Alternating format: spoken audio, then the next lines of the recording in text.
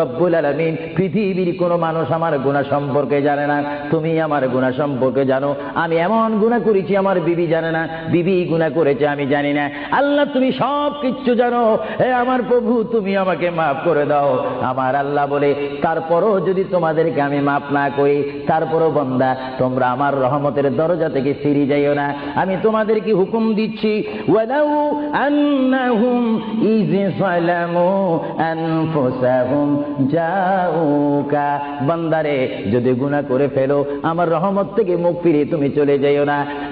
বান্দা, আকাশ পরিমাণ যদি গুনাহ করো, পাতাল পরিমাণ যদি গুনাহ করো, সাগরের পানি পরিমাণ যদি গুনাহ করো, পাহাড় তুলনায় যদি তুমি গুনাহ করো, আমার দরবার থেকে তুমি নিরাশ হইও না। বান্দা, আমি তোমাকে একটি রাস্তা পাঠাই দিচ্ছি, একটি পথ তোমাকে আমি দেখাই দিচ্ছি। সেই পথটি কোন পথ তোমরা জানো?